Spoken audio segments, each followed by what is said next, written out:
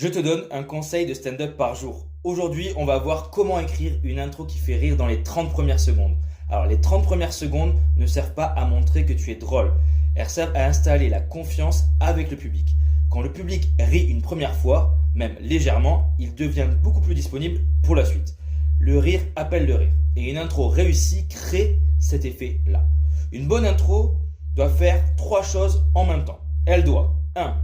Jouer avec l'image que le public a de toi. 2. Installer ton point de vue. 3. Provoquer un premier rire, même discret.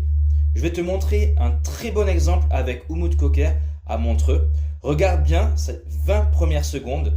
Ne cherche pas la blague dans ce qu'il fait, cherche plutôt ce que ça raconte de lui. Bonsoir, merci. Quel accueil, merci. Il y a des gens qui ont arrêté d'applaudir dès qu'ils ont vu ma tête. Vous êtes dit quoi? Ils ont envoyé le méchant ou quoi? Montreux, j'ai constaté que j'avais la tête du méchant à 32 ans. Fallait que j'aille à Disney pour ça. C'est beau, hein?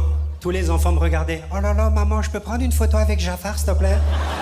Il joue immédiatement avec les a priori du public. En arrivant sur scène, le public se fait déjà une idée de lui. Et dès les premières phrases, il confirme ou infirme cette image. Il prend le contrôle du récit. Le rire arrive vite, mais il n'est pas gratuit. Ce n'est pas une punchline isolée. Ça sert à dire « vous pouvez me faire confiance ». Il affirme, il ne demande rien. Il ne pose pas de questions, il ne teste pas la salle. Il prend la parole et le public le suit. De toute façon, il lui donne pas le choix. Ce type d'intro ne s'improvise pas. Elle est écrite pour corriger une image, installer un point de vue et provoquer un premier rire, même plusieurs. Là, ce n'est clairement pas de la chance, c'est vraiment travaillé. C'est une intro travaillée.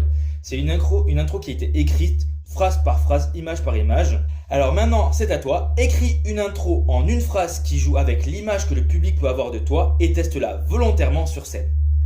Teste-le sur scène. Le public est le seul vrai juge.